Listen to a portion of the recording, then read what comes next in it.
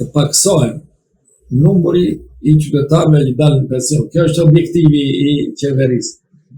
Pra, është një qeveri jo sociale, ku e ka humbur kuptimin edhe qeverisja sociale në një parti socialiste. Është një parti e vetme dhe nuk ka mbështetur njerëzit në nevojë. Pra, ata që e kanë mbështetur me votë, ata që e kanë hedhur votën, dhe ata që presin një shërbim social nga qeveria. Të mos e mendojnë këtë kurrë, sepse nuk do të ndodhë kjo, për arsye më të ndryshme. Nëse bën menaxhimin e vet qeveria të fondeve publike, të administrojë më mirë financat publike, por edhe sigurimin e të gjitha atyre që kanë mundësi të kontribuojnë, të rregullojë ligjet se e kanë brapsht. Them që mundësia për të patur një pension dinjitos është e mundur. Është mundësia për të bërë. Sigurisht këtu duhet kujdes, duhet vullnet dhe duhet të shtrojmë me mend në kohë. Kjo shtrohet kështu për mua. Si ka mundësi që merr një iniciativë të tillë, qoftë një njeri sado i zgjuar që të jetë, se nëse fund të zgjuarit, po sido që të jetë. Le në dorë të një njeriu për të bërë, si thua, të gjithë planifikimin, qoftë në fusha të tjera, qoftë e pensionizmit. Po mirë, ti edhe si qeveris mund ta bësh dot këtë, sepse sigurimet shoqërore i përkasin një spektër shumë të gjerë. Ka të bëjë me në një formë ose në një tjetër me dy grupe shoqërore. Një pjesë që quhen përfitues dhe që janë në nivelin e 720.000 qytetarëve dhe pjesa tjetër që është kontribues që janë në kufirin e 820.000 qytetarëve. Atëre del pyetja. Se nuk i pyet këta ata që janë në parlament të paktën, ose grupet e interesit, ti dëgjoj njerë, pastaj le të jesh, nuk i dëgjon ai.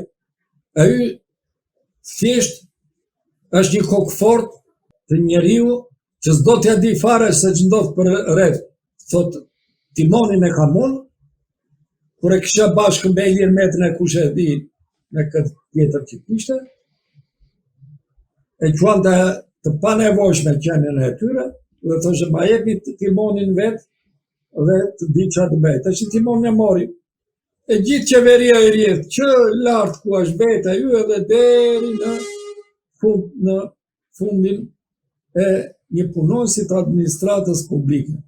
Ku në çdo vend që të futi dorën ka vjedhje, po të mbyll këto vjedhje, pensionet kanë mundësi që të rriten dhe të bëhen sa malizi. Malizi sot që po flasim ne, duke patur kushte më pak të favorshme se ne kemi më të favorshme, qoftë klimatike, qoftë edhe territoriale, për të patur të ardhura më shumë dhe për t'i menaxhuar më mirë. Ata marrin sot jo pak, po pensionin minimal e kanë 405 euro.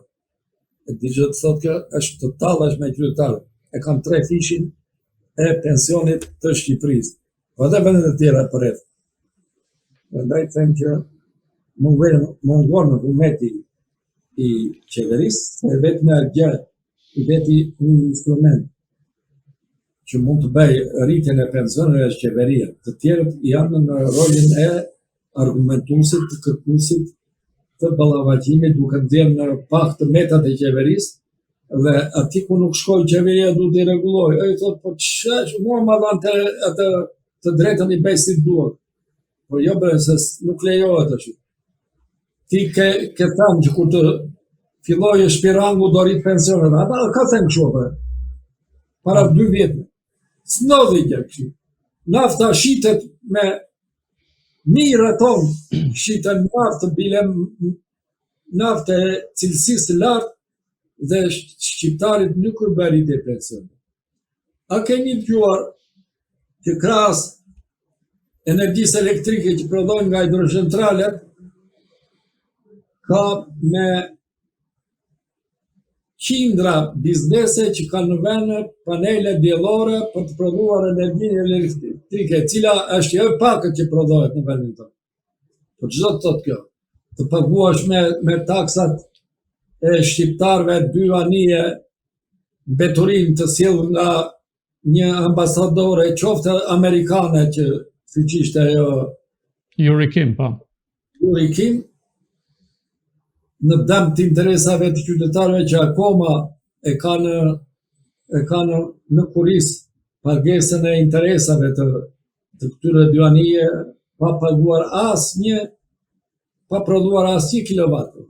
Atëherë si shpjegohet, ti si menaxhon financat ose ble energji elektrike nga diellat, se si diella janë tërë ata, janë si robot. Të gjithë njësoj.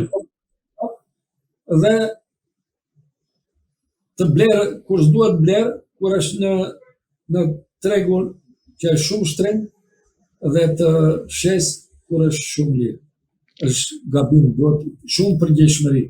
Dhe në Shqipëri do të vinë të rregullohen këto punë vetëm atëherë kur administrata e lartë, po dhe ajo poshtë, të shikojë vetëm rrogat. Nëse i bën uzmet edhe ndonjë gjë tjetër për rreth, të shikojë ku do vjen ndonjë gjë, Shqipëria nuk bëhet.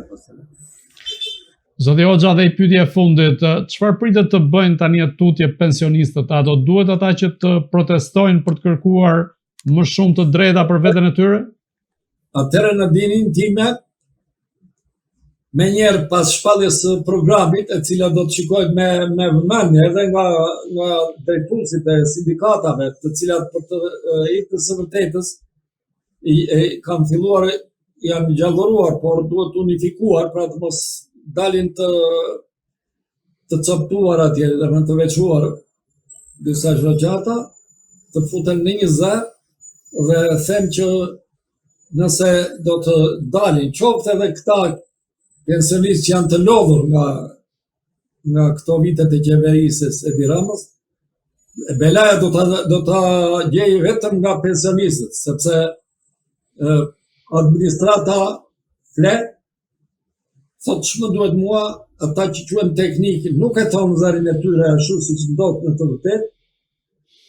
Studentët i ka qarë duke i shpenë sa poshtë e përpjet, duke i gënjur dhe duke bërë atë që ata të merren me veten e tyre, të mos shikojnë se ç'ndodh përreth me prindërit dhe me njerëzit e tyre, kështu që do t'i mbetet pikërisht forca e qytetarëve pensionistë, do të shikoni sa e fortë do të jetë protesta e pensionistëve. Ai s'do guxojë të futet në kryeministri, dhe le të vijë edhe polici, edhe ushtria atje të pengojë pensionistët për të hyrë dhe për të mos i lënë për të futur në përzyrë ata.